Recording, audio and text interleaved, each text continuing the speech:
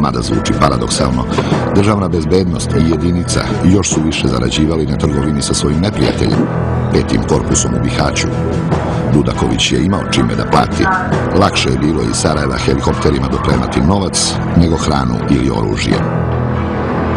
Snabdijevanje je poznato u vojnoj teoriji, vlastnom proizvodnjom, ratni plijen, doturom. Taj dotur je od prijatelja saveznika, ali za nas je karakteristično i od uslovno neprijatelja. U tu svrhu su otvoreni punktovi za taj promet trgovinski ili šverc, kako smo ga mi zvali. Mislim da je takvu ulogu imao i zadaću. Moj pomoćnik za logistiku je išao u Glinu. Po kasnije njegovim izvještajima, jer normalno da je morao da napiše s kim kontaktirao, sjeo je u jako luksuzno auto, opremljeno telefonima. Faca je vrlo bila čudno, ali je konvoj brašna došao, uredno je plaćena ta osoba i to je bio jedan od naših načina proživljavanja, se razumijemo. Profiti su bili astronomski, a vodeći kadar državne bezbednosti i jedinice presretan. Bilo je to kao u priči. Kad padne mrak, dobro veče, šta ima? Evo imamo za danas ulje i šećer, koliko je, toliko je, završena priča. Šta imamo sutra? Imamo neke granate, imamo nešto metaka, opet završena priča. Odnos ponude i potražnje diktirala su ratna dejstva. Za vreme intenzivnih borbi, džak brašna prodavao se za 100, a kutija keksa za 30 nemačkih maraka. Isto je vredelo i za oružje i municiju. Pa recimo da je tu bila, čini mi se, marka 3 metka, pa kad je na nas ofanziva bude marka 2 metka, pa nekad je bilo, meni uopće nije predstavljao, meni nije bitna cijena. Ako plaća vlada kantona ili okruga, nek bude marka, nek bude 1000 maraka, meni je potreban metak. Svakako, nijedna cena nije bila prevelika za peti korpus, pa je sredinom 1994. Dudaković zauzeo Veliku Kladušu. Mada se celokupno stanovništvo Abdićeve zapadne Bosne našlo u izbeglištu u Krajini, njihovu veru u babu ništa nije moglo pokolebati.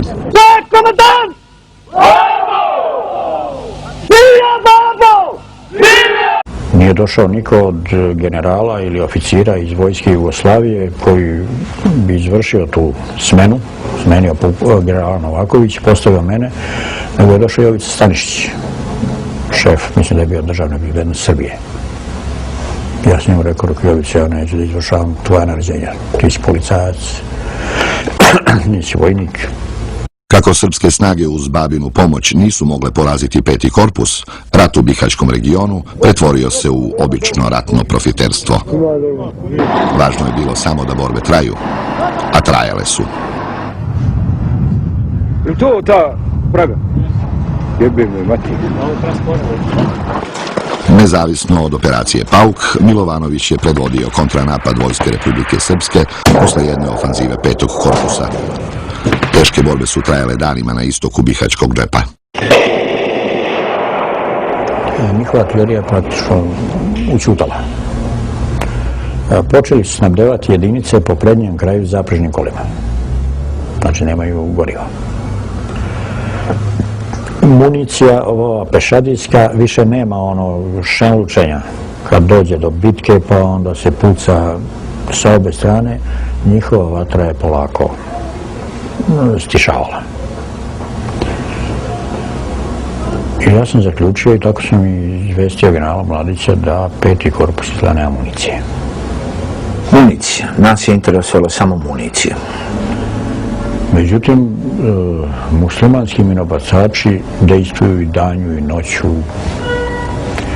I ja preko obavešteni oni grupa da uspostave vezu sa Dudakovićem i pitao sam ga otkud ti municija. I on je me rekao, kaže, prodali mi tvoji Srbi.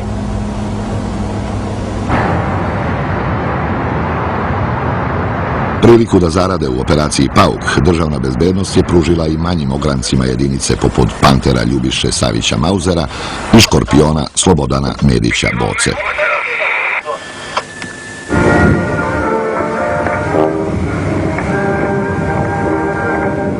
Kod Bihaća je 1994. poginuo i glavni logističar crvenih beretki, Radoslav Kostić.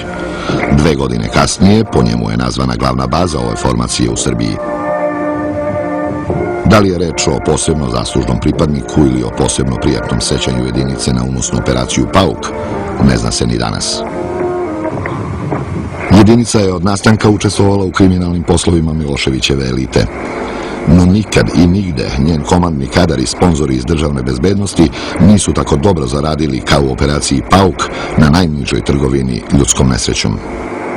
Nekoliko godina kasnije, Milovanović i Dudaković su u Sarajevu, uz prisustvo Alije Izetbegovića, sumirali ratna iskustva iz bihaćkog regiona. I naišao je Alija Izetbegović, pošto je to bila pauza između 2 sjednice.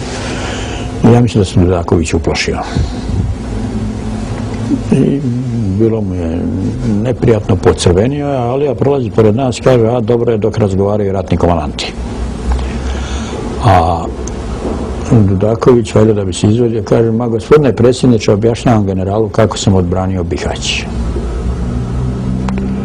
I Alija u prolazu ni 5 ni 6 kaže, vraga bi ti odbranio Bihać da ja to nisam platio 46 miliona maraka.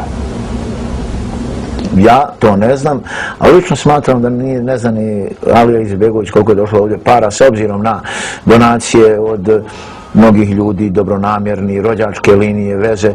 No, vjerovatno, premijer vlade tada Bosne i Hercegovine, koji je na kraju rata bio Silajđić, možda on zna, ali čisto sumnjam. Posebno kada se govori, eto, o toj cifri od 46 miliona. Prvi put čujem. Operacija Pauk okončana je za vreme sloma Krajine u avgustu 1995.